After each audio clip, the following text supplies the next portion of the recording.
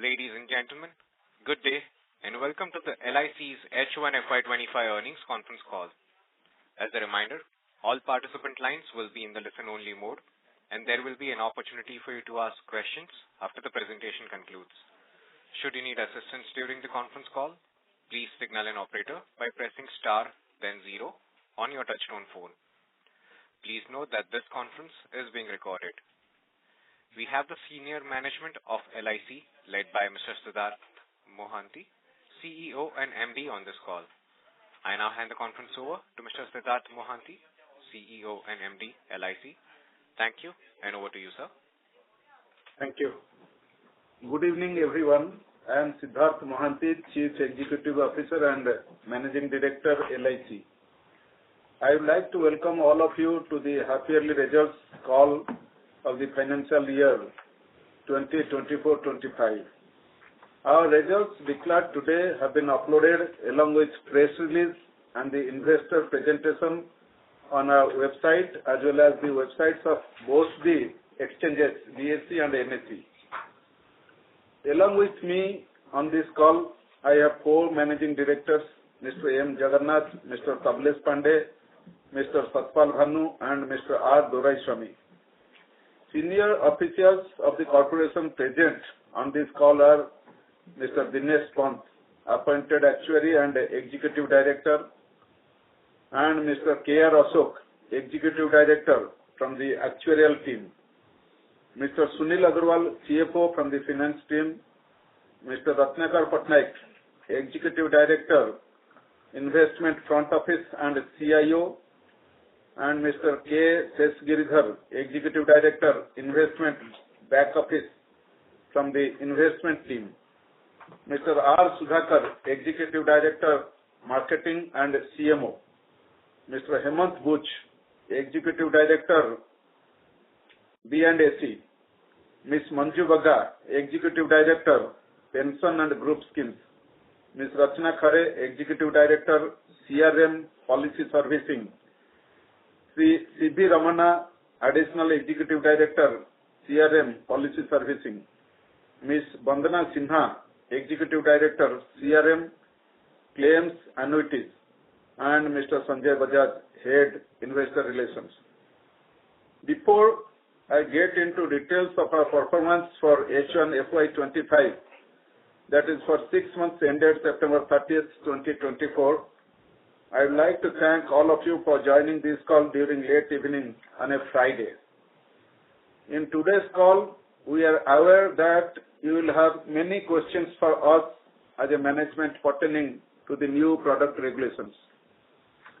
Let me now mention the key business, operational and financial highlights for the half year ended September 30th, 2024. Premium income. For the 6 months ended September 30th, 2024, we have reported a total premium income of INR 2,33,671 crore as compared to total premium income of INR 2,05,760 crore for the 6 months ending September 30th, 2023, registering a growth of 13.56% on year-on-year basis. The individual new business premium income for 6 months ended September 30th, 2024 was INR 29,538 crore, and for the corresponding 6 months of last year, it was INR 25,184 crore, thereby registering a growth of 17.29% on year-on-year basis. Renewal premium income in individual business for 6 months ended September 30th, 2024 was INR 1,15,158 crore as compared to INR 1,09,599 crore for 6 months ended September 30th, 2023. Therefore, for the 6 months ended September 30th, 2024, our total individual premium income, including renewal, was INR 1,44,696 crore as compared to INR 1,34,783 crore for 6 months ended September 30th, 2023, registering a growth of 7.35% on year-on-year basis. The group business total premium income for 6 months ended September 30th, 2024 was INR 88,975 crore, comprising new business premium of INR 86,056 crore. In comparison, for 6 months ended September 30th, 2023 last year, the group business total premium income was INR 70,977 crore and comprised new business premium of INR 67,505 crore. Therefore, for these 6 months ending September 30th, 2024, the total group premium has increased by 25.36% as compared to similar period of previous year. Market share. Our market share by first year premium income for 6 months ending September 30th, 2024 is 61.07% as per IRDA data, as compared to 58.50% for the similar period ended September 30th, 2023. Once again, we have reinforced our dominant position in the Indian life insurance market and continue to be the leader in both individual as well as group business segments. Now, if we bifurcate this overall market share of 61.07% into segment-wise share of individual and group business, we would have a market share of 39.79% in individual business and 74.77% in the group business for the 6 months ending September 30th, 2024. On a comparable basis, for the 6 months ending September 30th, 2023, the respective market share for individual and group business were 40.35% and 70.26% respectively. At this stage, I would like to mention that for full year ended March 31st, 2024, our overall market share was 58.87%.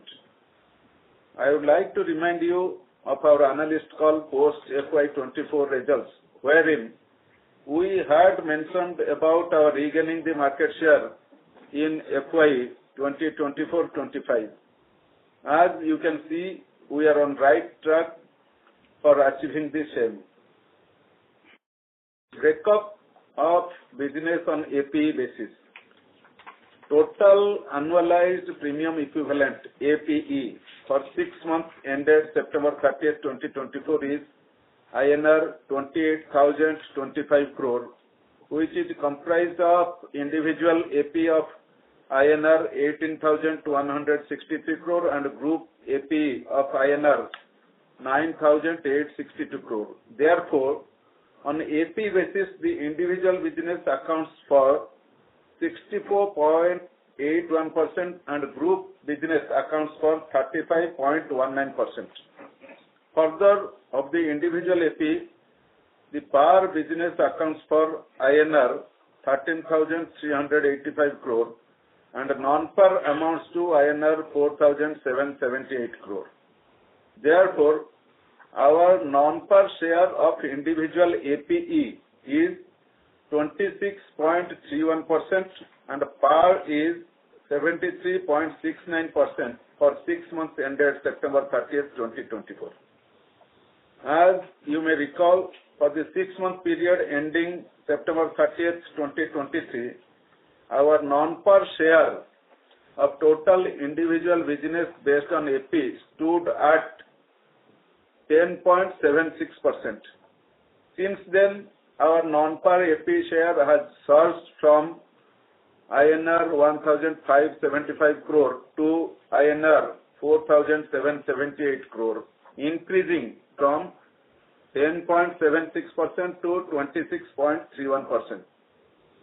This marks a significant year-on-year growth of 203.37% in non-par APE.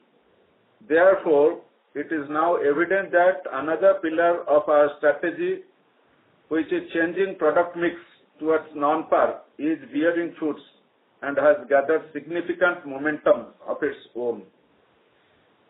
Profit after tax. The PAT for the 6 months ended September 30th, 2024 was INR 18,082 crore as compared to INR 17,469 crore for 6 months ended September 30th, 2023, registering a growth of 3.51% on year-on-year basis. VNB and VNB margins. Net VNB is INR 4,551 crore for the 6 months ended September 30th, 2024, as compared to INR 3,304 crore for the 6 months ended September 30th, 2023, registering a growth of 37.74% on year-on-year basis. Further, the net VNB margin is 16.2% for the 6 months ended September 30th, 2024, as compared to 14.6% for the 6 months ended September 30th, 2023, showing improvement by 160 basis points on a year-on-year basis. Solvency ratio. The solvency ratio as on September 30th, 2024 improved to 1.98 as against 1.90 on September 30th, 2023. Indian Embedded Value, IEV.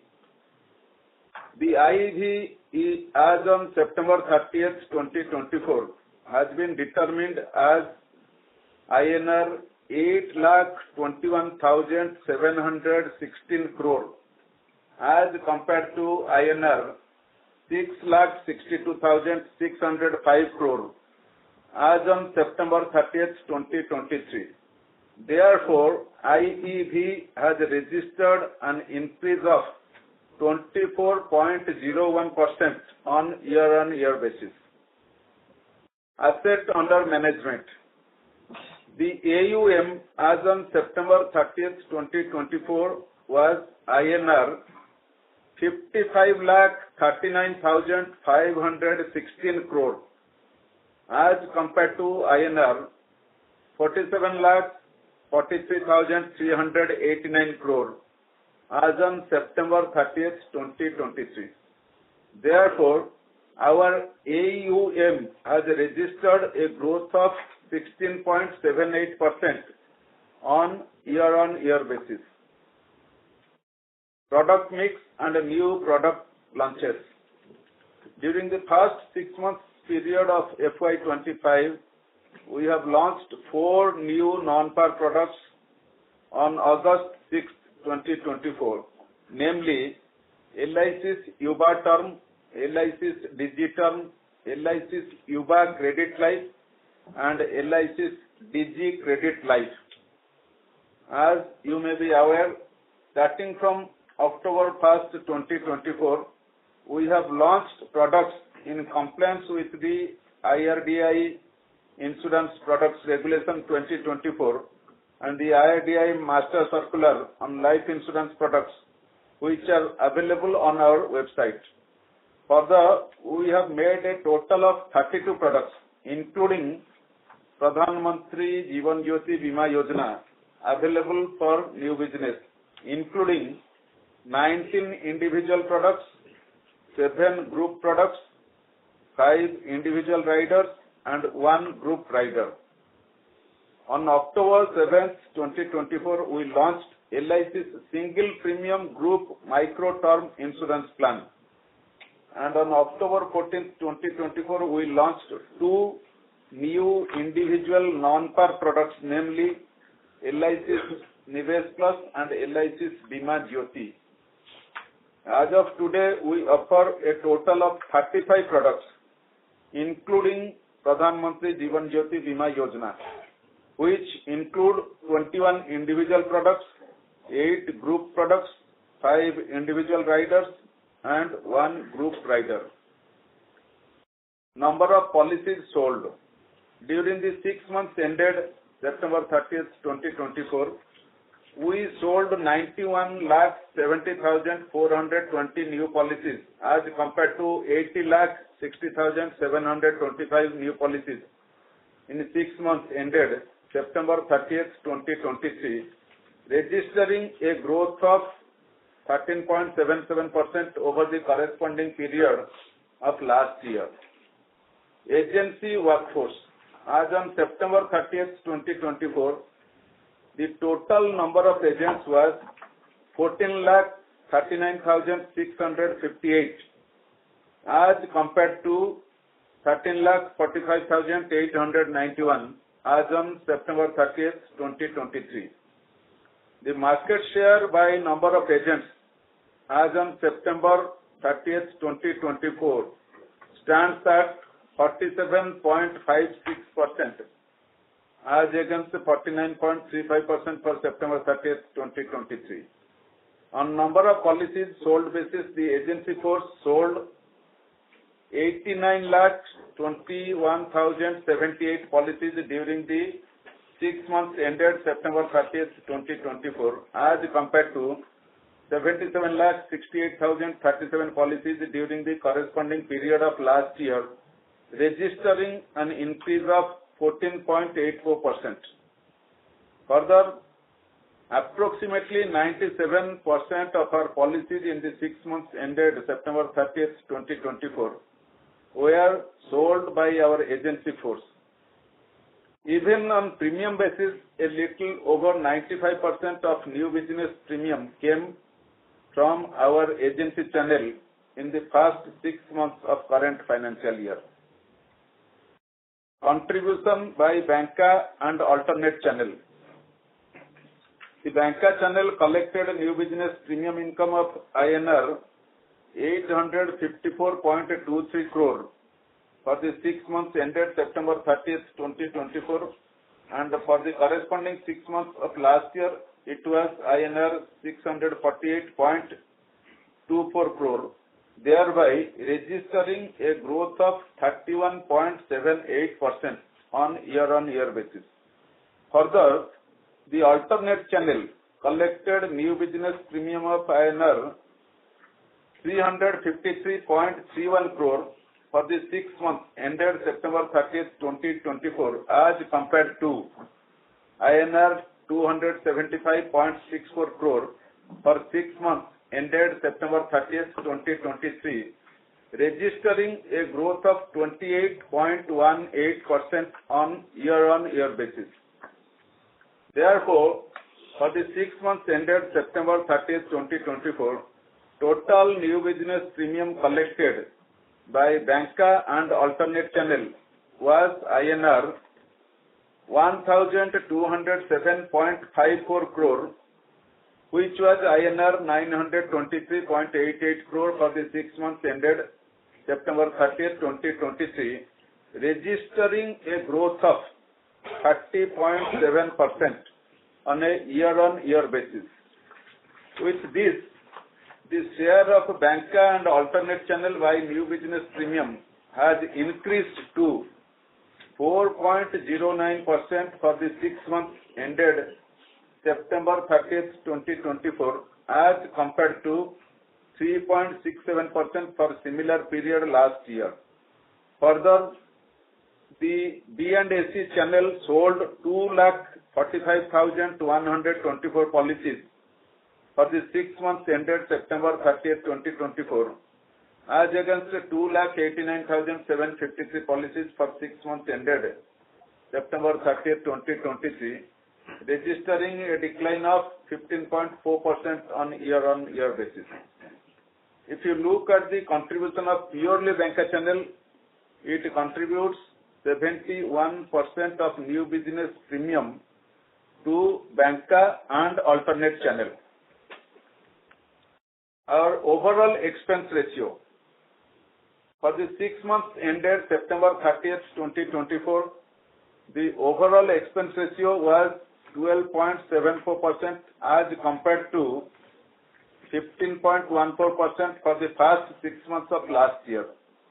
You will observe that there is a decrease of 240 basis points on year-on-year basis. Persistency. On premium basis, the persistency for 13th, 25th, 37th, 49th and 61st month up to 6 months ended September 30th, 2024 stands at 77.62%, 72.24%, 67.24%, 66.33% and 61.46% respectively, as compared to 78.49%, 71.99%, 70.16%, 64.57% and 62.53% respectively up to the 6 months ended September 30th, 2023. On number of policies basis, the persistency for 13th, 25th, 37th, 49th and 61st month up to the 6 months ended September 30th, 2024 stands at 67.23%, 59.73%, 54.06%, 53.84% and 48.92% respectively, as compared to 66.80%, 58.79%, 57.61%, 51.73% and 50.35% respectively up to the 6 months ended September 30th, 2023. Therefore, while we make efforts to improve persistency across cohorts during these first 6 months of this financial year, we have seen improvement in persistency on premium basis for the 25th and 49th month, and on policy basis improvement is seen for the 13th, 25th and 49th months. Operational efficiency and digital progress. In our digital initiative through the agent-assisted Ananda app, we have completed 7,23,281 policies through this app during the 6 months ended September 30th, 2024, as compared to 5,33,393 policies for the period ending 30th September 2023, thereby registering a growth of 35.6% on year-on-year basis.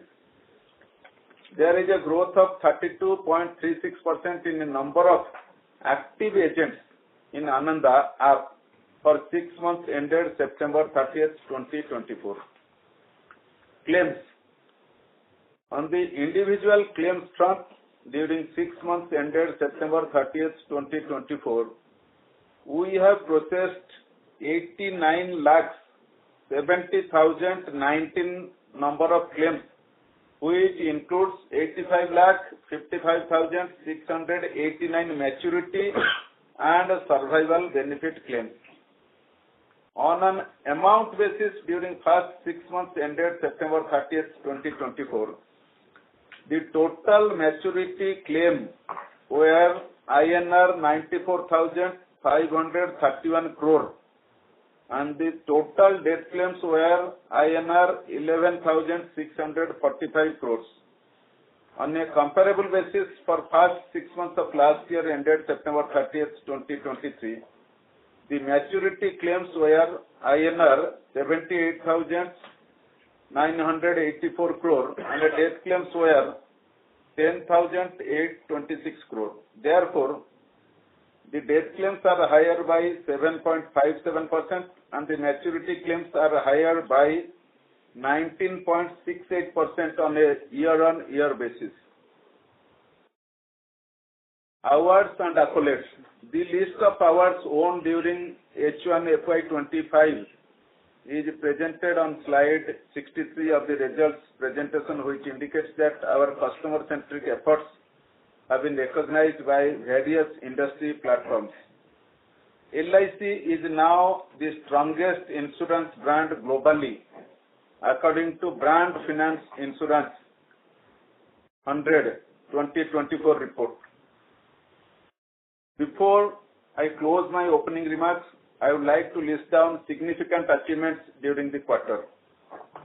There has been a significant increase in our H1 FY25 market share to 61.07% from 58.87% for full year ended March 31st, 2024. Also, for past 6 months of FY24, we had a market share of 58.50%. Our overall AP growth is 23.86% on a year-on-year basis. This represents strong underlying secular growth in both individual and group business. Our non-par share of individual AP business has further grown to 26.31% for H1 FY25 as compared to 10.76% of the same period for previous year. VNB has also increased by 37.74% on a year-on-year basis for the past 6 months of FY25. VNB margin have shown as positive bias with a 160 basis points increase to 16.2% for H1 FY25. IEV has increased by 24.01% on a year-on-year basis for past 6 months of FY25. AUM has increased by INR 7,96,127 crore in H1 FY25, registering a growth of 16.78% on a year-on-year basis. While maintaining growth in all parameters, we have kept a focus on costs, and as you can see, the overall expense ratio is down by 240 basis points to 12.74% in H1 FY25. Our agency growing in numbers and now stands at 14.4 lakh as at the end of H1 FY25, increasing by approximately 7% year-on-year. Now, I would like to end by stating that we are focused on adapting and evolving in line with market demands and regulatory expectations while staying true to our core values of Yogakshamam Vahamyaham, which means your welfare is my responsibility. The results of this half year demonstrate both our resilience and our commitment to sustainable growth built on foundations of decades of trust, customer centricity, and life cycle product design. I now request the moderator of this call to open the floor for the question and answer session. Thank you. Thank you very much. We will now begin the question and answer session. Anyone who wishes to ask a question may press star and 1 on their touchtone phone. If you wish to remove yourself from the question queue, you may press star and 2. Participants are requested to use handsets while asking a question. Ladies and gentlemen, we will wait for a moment while the question queue assembles. Again, if you wish to join the question queue, please press star and 1 now. Our first question comes from Avinash from MK Global. Please go ahead.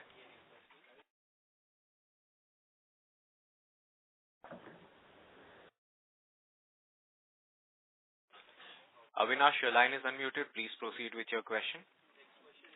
Yeah, hi. Good evening. Thanks for the opportunity. 2 questions. The first one is on the margin movement sequentially, particularly for the par product. So the first quarter margin is close to 7%, and now the first half margin is close to 10%. that suggests that, if we were to do that, the math, the Q2 margin for PAR has suddenly gone to a different level, like 14 odd percent. Now, in the same period, there has not been much of a changes in the economic variable, including interest rate. What has changed, that is kind of leading to such volatility in the PAR product margin, where margin is supposed to be more stable. So if you can just help, because if I see the non-PAR, if I see the group, margins are where they are typically more or less stable. So if you can just help us understand this PAR margin. And the second question now will be more related to what is happening on the regulatory front, this new surrender regulation and all. And if we see the persistency for you is still on the lower side. And now with this kind of a higher surrender value, you will have to adjust. Now, if you were to protect your margins, you will have to sort of cut the payout to the agent. That will be again a challenging task.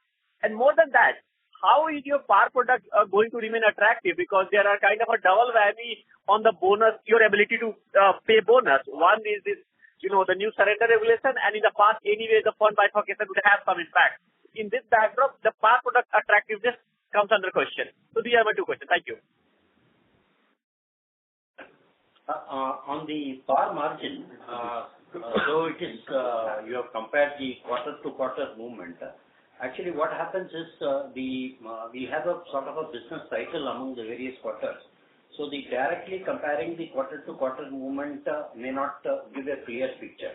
However, since you have asked, let me throw some light on why the PAR margins have moved up during this quarter.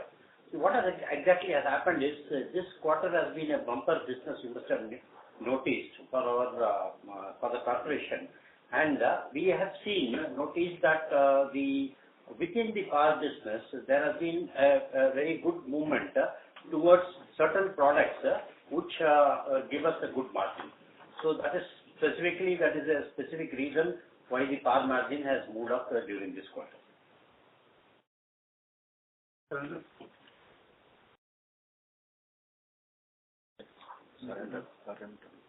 regulation. Yeah. And the second question that is around, As far as the second part of your question, which was on surrender factors, you would appreciate that when this regulation has come, prior to this, we had some 64 products. In a calibrated approach, we have launched only 32 products in the first tranche, and now some more products being launched in October, 35 products. While doing this, we have looked into various aspects. Many of the products have undergone revision in premium rates to factor for the high benefits, probabilities of those high benefits. Design changes have also been done. So, considering all those trends and economic parameters being same, expected to be same, then the margins would not get a hit on the count of those products. In fact, some of the high yielding, high margin products, premium rates have been retained, even the benefit and for the intermediaries have also been retained. So we have realigned our product offering to ensure that there is no adverse effect on the margins because of that thing. But beyond that, we are working in a manner, because we understand the approach for us cannot be only margin driven. It has to be ultimately to overall profit driven, VNB being enhanced, as well as the embedded value being taken into it. So all those needful steps have been taken to align to ensure that our journey remains on the line on which we have planned. Okay, thank you. Thank you. Thank you. The next question comes from Uday Pai from Investec. Please go ahead. Hello. Thank you for the opportunity. I just had two questions. Firstly, since your non-par share has increased materially, can you share some light on your hedging strategy? And your peers have seen some margin impact due to yield curve movement. So how are you hedged on that? Some light on that. And secondly, your number of policy for the month of October that was released today by LI Council has reduced significantly. So is that the new product filing delays or something like that? Can you give some color on that as well. Thank you. See, as far as non-par hedging strategy is there, we have all the policies and procedures and the systems in place, and very soon we'll be into the context for this hedging purpose also. Yes, the interest rate movement is something to be essentially looked into whenever the hedging strategy is being worked out, and the interest rate in pricing as well will have to be dependent upon the available investment opportunity, hedging opportunities. So that will take care of second part of the question. October number of calls. Yeah. As far as October NOP is concerned, we will have to see. We are conscious that some of the parameters of the important issues for us has been like ensuring persistency. So we have rejigged into some of the products.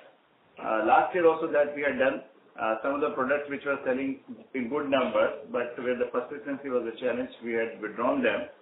In the new product offerings also, we have revisited the minimum sum assured levels which were there, where we found challenges in terms of persistency. We are aware that in the initial phases, as our intermediaries get used to the higher ticket size or appropriate ticket size, which is not only from persistency point of view, but from the point of view of the ultimate customer delivery at the point of maturity or at the time of any eventuality which happens. So initially, we were aware and we were aware that in this one there could be an impact, but we are confident that going forward, like the strategy we adopted for non-par, this will become the norm and we'll pick up on this. Sure, sir. That's it from my side. Thank you. Thank you. Thank you.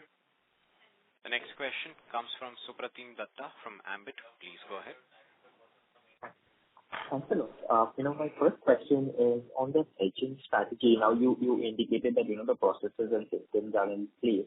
But when could we see that the mechanism you entering that car market? If you could give us some timeline, that would be helpful. And two, the other thing that I wanted to understand on this part is now once you have that mechanism in place, how would that increase your competitiveness with some of the private peers when it comes to yields on the non-par side? If you could give some color on that, could you move give higher interest rates or you remain at the current IRR level? If you could give some color on that, that would be helpful. Now, again, trying to understand this, the second question is, on the September, there was a big jump in, growth in September that we saw. Was that a result of, some pull forward in demand, because from 1st October the surrender value was changing, surrender value regulation was changing. So, if you could give us some color on that. And lastly, when I look at your VNB movement, you addressed it in a previous participant's question on this regard. But just wanted to understand in a bit more detail. So when I look at the VNB walk, your operating assumptions have turned slightly positive as compared to being negative in the first quarter. While your economic assumptions, have been, more had a larger negative impact. So just wanted to understand that is the operating assumption improvement only due to operating leverage because the growth was very strong, or is there something else also at play here? Thank you. Yeah, I'll take that VNB movement question first. As regards to the VNB movement, you must have observed that the business mix is the leading contributor to a good improvement in the VNB margins. And the level of improvement is to the extent of 4.3% due to improvement in the business mix. The non-par businesses has grown. A considerable proportion has improved in the half year. That is, it has moved from in the individual business, it has moved from 7.6% to 18.2%, and overall, it has the proportion has moved from 4.9% to 11.8%. Actually, this increased because our if you look at the proportion of non-par business, within the non-par business, we are strong in the savings product, and therefore this has increased the helped us to increase the margin by 4.3%. The negative movement due to economic assumption is due to the fall in RFR across all tenors, and that has contributed to the negative movement of 2.9%. And there is a small positive of 0.2%, which is we normally what we do is based on the experience analysis. We try to have a outlook on the expected outlook on the future experience, and we realign the assumptions. And we have observed that the term plans mortality is showing improvement, and that has been factored in. Got it. As far as the hedging issue that you mentioned about, typically hedging would not help improve or make the product competitive. It only largely allows you to have better certainty when you are pricing the products. The competitiveness of product will depend upon eventual, available opportunities in the investment market, and in order to ensure they are in line with the profitability margins. That is the reason that products will be continuously reviewed in line with the. In fact, there are limitations of the capacity in the hedging market. That is one issue that will have to be seen when we get into it. But as of now, our volume of business in non-par, though we have shown tremendous growth, is not that alarming that hedging becomes very imminent or unavoidable situation for us. But as we already have all policies and systems in place, and as we have now picked up significantly on the non-par side, we are ready for getting into these arrangements so that greater certainty is there about pricing of these products.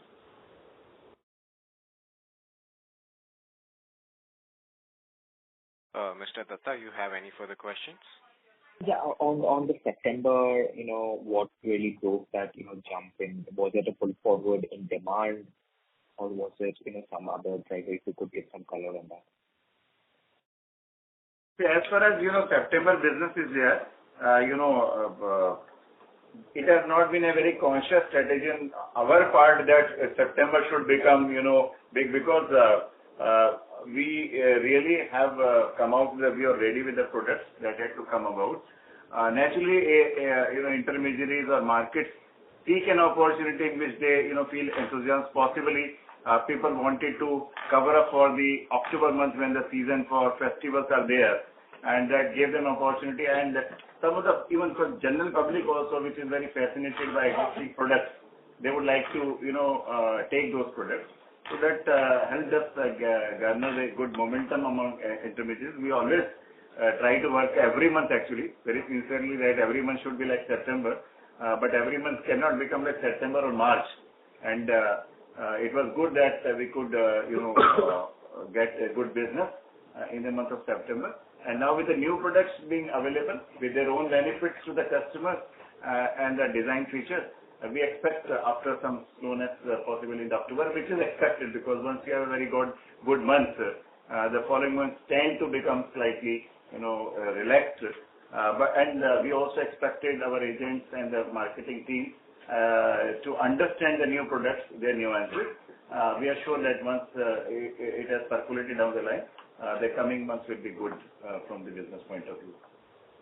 Got it. And, just one follow-up question. I wanted to understand, how has the commission structure for agents changed, from 1st October versus, pre-1st October? If you could give us some color on that, that was very good. Thank you. That's my last question. As we mentioned earlier also, the purpose of, all the redesigns has been that when the new product regulations have come, we have to ensure that the policyholders' benefits are in line with the expectation of the regulation. On the same side, actually, we also have to ensure that the profitability expectations from the investor point of view does not suffer. Third balancing important point is that distributors' attractiveness for the products for the distributor should also not suffer. But, what we thought was that largely because the concern of the regulator was that insurance companies should not benefit out of, less business. So that is possibly the driving purpose for higher surrender exit values. So it was necessary for us as a response that we ensure that in the first place, the quality of the sales is such that it is driven towards long-term survival of the policies, because that's the win-win proposition for our insurance company, the intermediaries, and for the public trust. So what we have tried to do is, we have no intention to reduce the benefits of our intermediary, because we have seen from the presentation from CMD also that 95%, 96% of business is sold by them. What we are trying to develop and create a culture in which the reward should be linked to the level of the persistency, and therefore very minimal changes have been done. But let me clarify that in many of the products we have not even touched the commission rate. In fact, in some of the policies, big ticket size policies, we have rather incentivized for better behavior. In fact, some of the products we have increased the commission rates at the later stages. So the idea is that the intermediary should not lose out on it, but our behavior and our sales are driven in a manner so that long-term perspective is kept in mind. So that's all. In fact, some of the popular products we have not even changed premium rates also. Wherever, because that last point has been that the profitability should not get compromised, the quality of the business should not get sacrificed in this process, and the persistent business should be rewarded for it. Got it. Thank you. Thank you. Thank you. The next question comes from Aditi Joshi from JP Morgan. Please go ahead. Yeah, thank you for the opportunity, and good evening.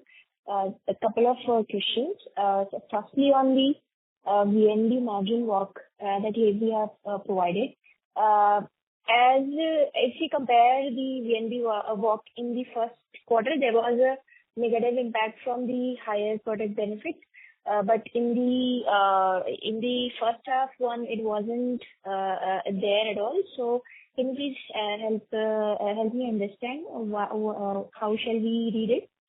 And secondly, if you look at the share of urban business versus the rural, we have seen it has improved. So can you just help us understand what strategy you're using, you're adopting, as in focusing more on the urban, and will it be continuing going forward? And just last very quick question on the duration, average policy term of the non-par savings. I can see in the presentation it's somewhere around 72 years.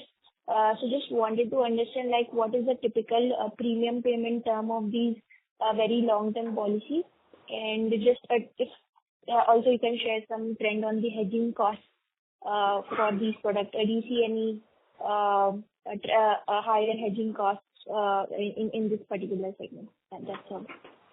Yeah, on the VNB movement, actually what has happened is, earlier we were showing it business mix and the benefit as two components, and we now aligned it with the market where both these components are merged, and the walk which we have shown as business mix incorporates this item also.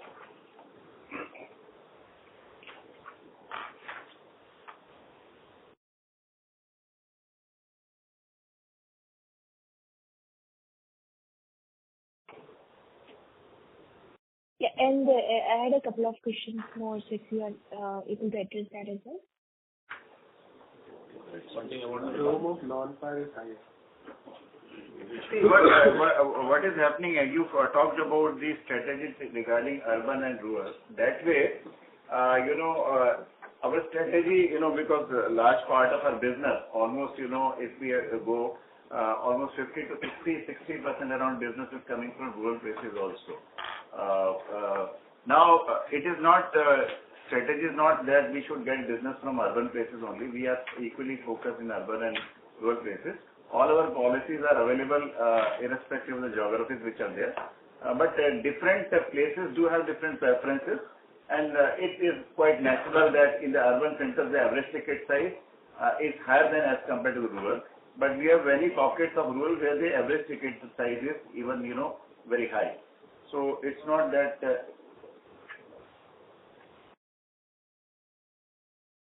Right. And second was about the duration. possibly that is getting reflected because some of the very, large sales are happening on the side of annuities. In recently, we have reduced the minimum entry age for annuity. Earlier it used to be 35-30. Now we have even allowed from age at entry from 18 years there. Also in our very popular products in non-par segment, which are their whole life policies. So there also the age of entry is now revised to even 18 years. So the average, because the whole life is considered something around 80 years to 100 years, that is how we price for it. In fact, the maturity value is taken up to 100 years. So from that perspective, the longer duration can be seen in the saving side. And just one follow-up. What is the typical premium payment term of these two policies that you have mentioned? The premium payment terms for, typically for the annuity products come under two options. Immediate annuity means it is bound to be single premium. And the deferred annuity option, which earlier was up to 12 years premium paying, now under the revised product filings, we have up to 5 years being offered. For the other products, the premium payment terms can be 15 to 20 years. So, the premium payment, there are limited premium products. So these are not regular premium products. Okay, sure. And just one last follow-up on the trends in the hedging costs that you have seen. Is there any increase that you have seen in this year as compared to the last year? Trends in this?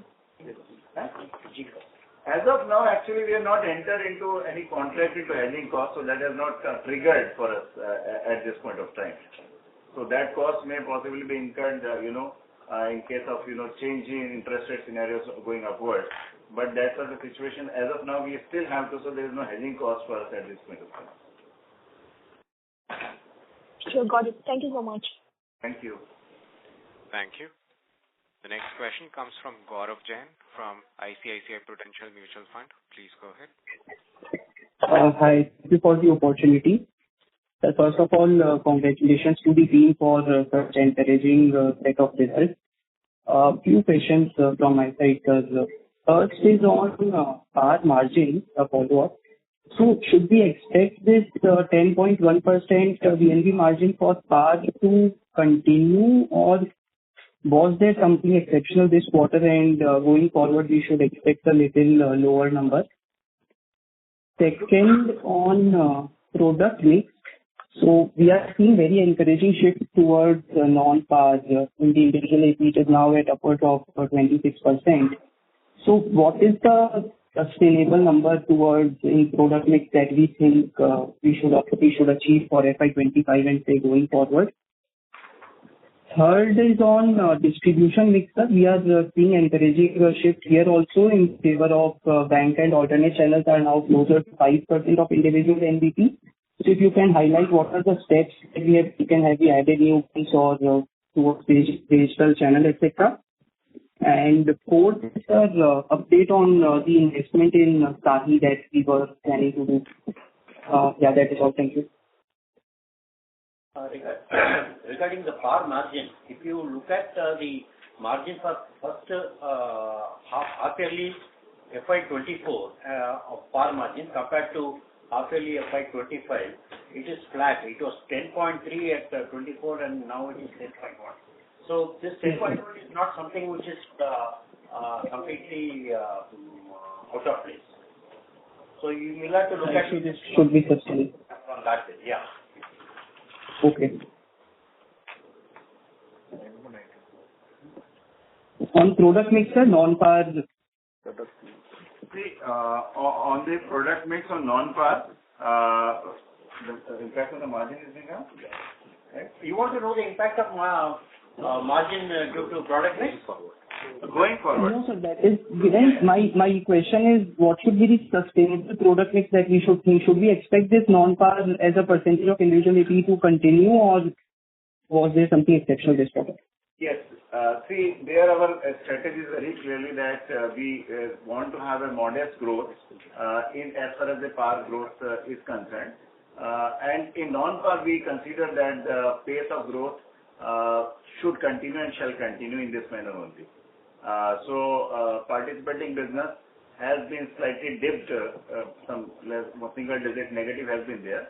Our endeavor is that even this should continue as a journey, it should not be negative. So we are working towards a direction in participating should grow. But we expect the non-participating business growth to continue on this line. Or in fact, more. Okay, great. The third question was on distribution mix. We have seen bank and alternate channel share increasing. So what steps have you taken and yeah. Good evening. The approach has been to expand the partnership bandwidth and enhance with the overall relationship size that we have in bank and alternate portfolio. And that has helped in the sense that we could add some significant kind of a partnership on the bank side. And in the precise, we have added two major banks within the first 6 months. One being IDFC first and second being Canara, which has started in fact delivering in terms of volume. And at the same time, we have also started leveraging in the form of engaging more with the alternate side, that is through insurance marketing firms as well as broker side. And that also has in fact given very encouraging kind of a response in terms of overall numbers. So this focus will continue with more engagement in terms of expanding the bandwidth, both on bank as well as alternate side. And we are hopeful of continuing with the same growth momentum and improving our share within the overall performance of the corporation going forward. Great. So last question on update on investment in Sanford. Investment? What is the question? Come again, please. Please come again. Standalone health insurance, sir. See, as far as standalone insurance is concerned, our CMD has already discussed and elaborated upon that. That's a very interesting and exciting sector for us to look at. We are looking for all the opportunities there, and it's a work in progress with great enthusiasm and focus into it. So it's a work in progress. We are going in that direction. It's a growth opportunity area, so we consider that it's a good ally for life insurance. Great, sir. Thank you so much and all the best. Thank you. Thank you. The next question comes from Prayesh Jain from Motilal Oswal. Please go ahead. Hi everyone. So just firstly on the commission structures, there has been a lot of talk in the media about the agents showing their dissent over the older commission structures, particularly on the upfront commissions going down, and secondly also there are some clawbacks as well. So is the comfort given to the agents, or where are we in that, and how do we see this going ahead in that sense? The commission has been realigned. It is not reduced to whatever was given during the entire duration of the policy. Agent still gets that. So some restructuring has been done. So there is no reduction per se, which is perception now. Okay. And are there any clawback clauses for the agent? Clawback, that is enabling provision. We are not going to implement it. It depends upon our experience. Because the new products have been filed from 1st October, we are selling products as per the new regulation. So depending upon our experience, and my belief is that there will be no need to implement this clawback provision. That will not be required in LIC. So in the current product, in the current structure, there is no clawback. It is an enabling provision that you have taken, wherein with your experience in future, if need be, you will implement a clawback by intimating the agents. Now we have not implemented a clawback. Okay, got that. And sir, the second question is on urban versus rural, and rural has been your homestay for relative to the other other players in the market, the private players are now looking to get into tier 2, tier 3, expanding their brand presences, hiring far more agents at a much more rapid pace. You indicated that the market share and number of agents has been reducing for us. So in that sense, do you see that you need to, alter your product rates or commission structures in a way to maintain your position in the rural areas? How do we see this kind of panning out? Yeah, as far as benefits to the distributor has to be considered. We have to be cognizant of the fact that the new regulations do allow insurance companies, including us, to decide the pay structure for the distributing channel in reference to the different parameters as per the approved policy. Commission is one of the basic benefits which flow to the distribution channel. There are many other things like rewards, the membership benefits, different club membership, depending on their performance level. All those criteria are there. So we are open to have the benefit structures, not necessarily. Commission is decided in a manner because it becomes fixed and guaranteed as a part of the pricing of the product. But depending on our experience as it emerges, we can introduce rewards and benefits for the intermediaries to encourage the movement and the business to be driven in the areas which is beneficial for having a wider spread, being value for the customers, like if we have to segment, go for the silver segments, or for the policy points or model points where the profitability is high. So that option remains open, and we do exercise that option often. So let's not take that commission is the only thing which is paid to the intermediaries. Depending upon the requirements of the institution as well as for the quality of the business, different benefits. In fact, LIC offers its agents long-term benefits like gratuity,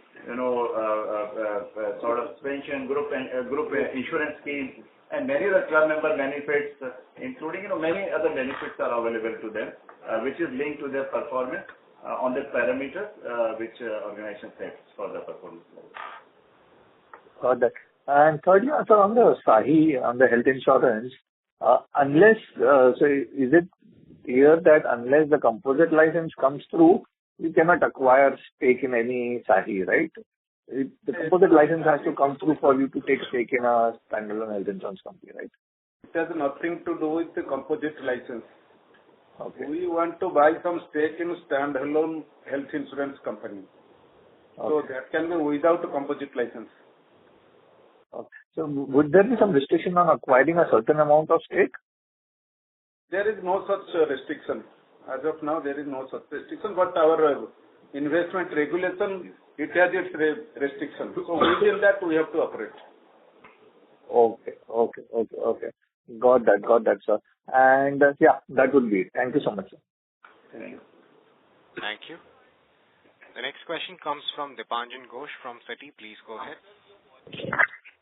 So just a few questions from my side. Firstly, when I look at your persistency ratios, be it for 2Q or 1H, across a few buckets, we are seeing deterioration. So just wanted to, especially in the early buckets, 13 months, for example, in 2Q is meaningfully down. So just wanted to understand, is it more of a function of mix change towards a little bit of higher ULIP? Or if you can give some color on the product level persistency, how you are seeing that evolving, let's say, over the past few quarters. Second question is more on the embedded value. I know that you don't give the breakup for the first half, but if you can at least give some color on whether the operating variance would be positive on a YY basis or up, and also, if correct me if I'm wrong, but has the unwinding rates gone down a little bit? And if so, is there a change in the real world excess return that you're assuming? The third question is on the investment mix in the non-par. Given that the mark-to-market movements have been quite sharp, what would be the investment mix in your non-par book currently? And the last question is going back to the surrender charge circular. See, the way I see it is, this current circular on the backdrop of your persistency ratios basically mean that there is a certain amount of drag that should come in, everything else remaining constant. Now, there are only few places which this drag can be absorbed, either in your own margins or as lower, as higher premiums for the customer, or maybe at the distributor level. Now, your commentary seems to be that, almost all these things will remain unchanged, or, in some cases, actually the distributor might be well off also for certain high ticket policies. So just want to get an understanding of, which of these three aspects or where is the pain really going to get absorbed, if you can give some broad qualitative color on that. Yeah, I'll take the question on IEV operating variance. Actually, the ROEV of annualized ROEV is similar to what we have reported for half year 24, which is at close to around 11.8%. The unwinding for half year 25 is slightly a notch above what we have reported for half year 24, and it is around 9.5%.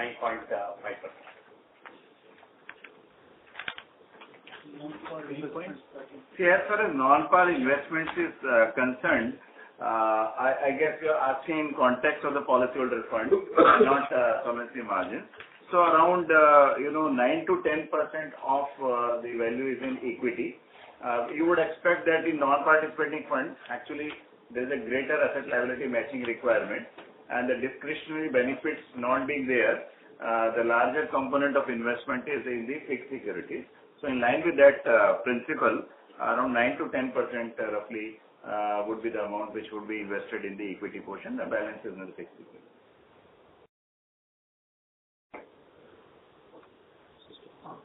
As far as persistency is concerned, I would say half of the statement is correct because you mentioned about 13-month persistency, as was clarified in the initial speech.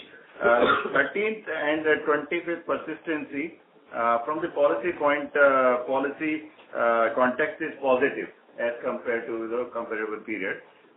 In fact, the 25th month persistency 49th is also positive from the premium point of view.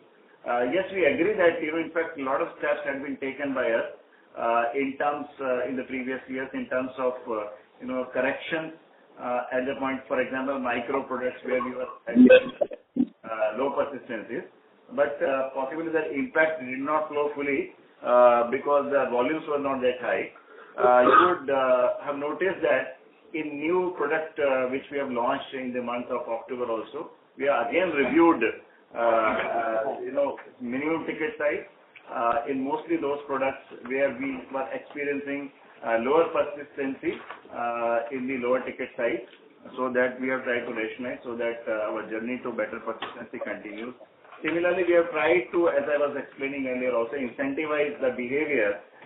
For example, putting in extra, rewards for policies with higher ticket size or based on the longer duration to which they run, so that this persistency continues. In fact, some of the products which were earlier available and which we have yet not launched because we still have the window for modifying the products, we have held them back only for the reason because we did not have great persistency experience there.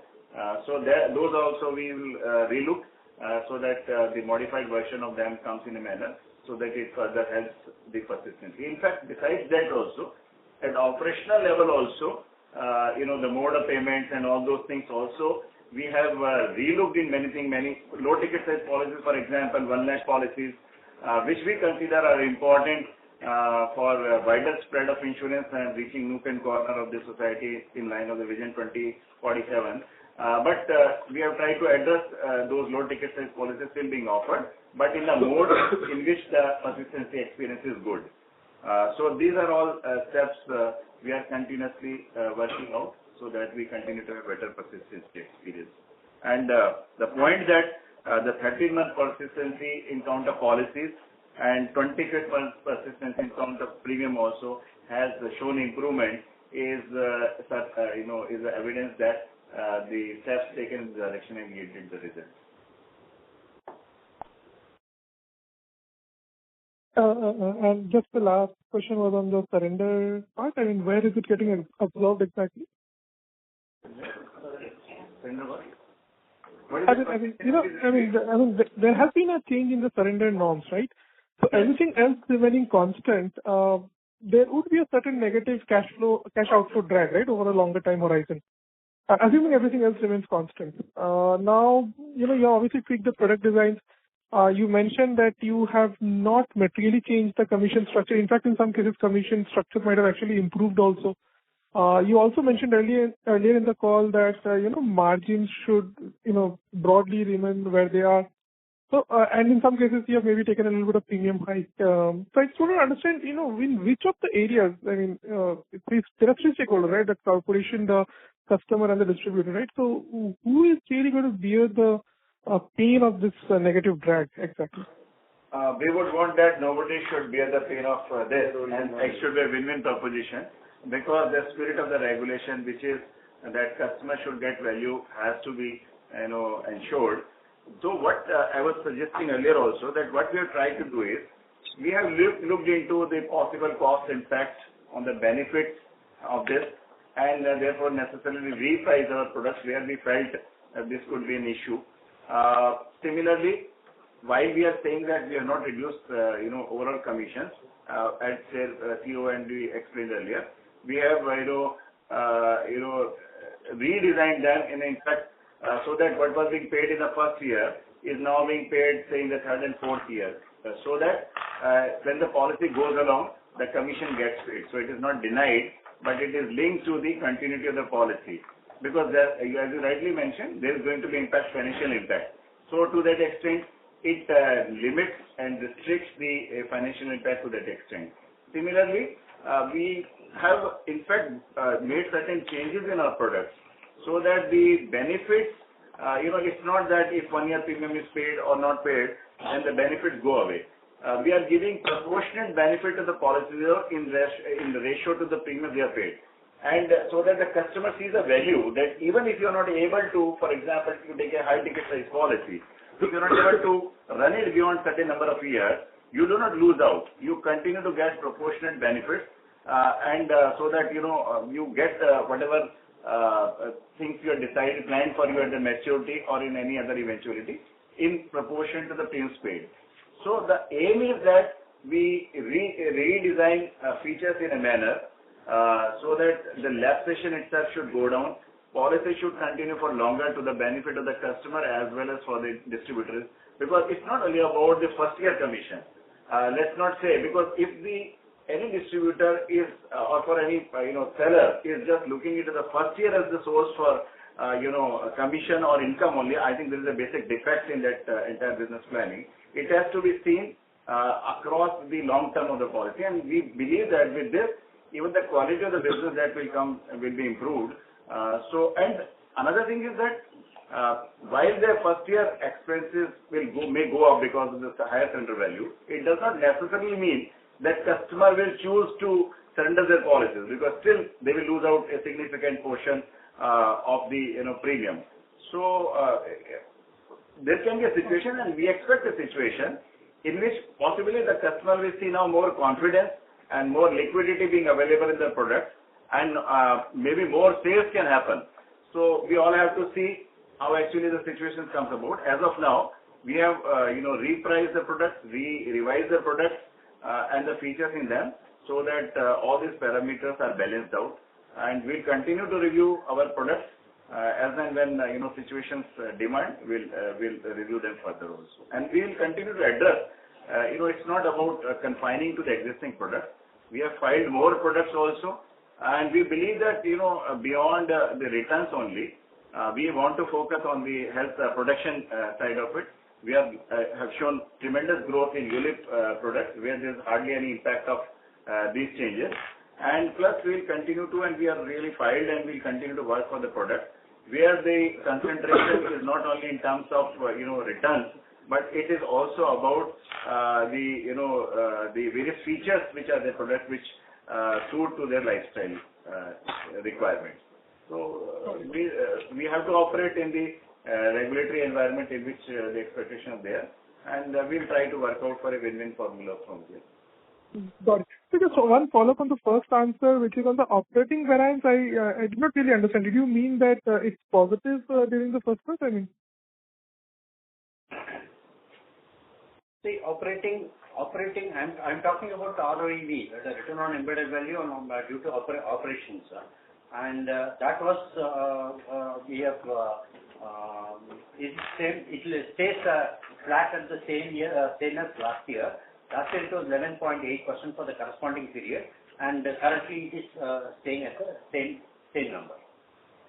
Sorry. Okay. Thank you and all the best. Thank you. Thank you. Thank you. Ladies and gentlemen, as we are beyond our conference time, we'll conclude this conference. So I'll hand the conference over to Mr. Mohanty for closing comments. So thank you, friends.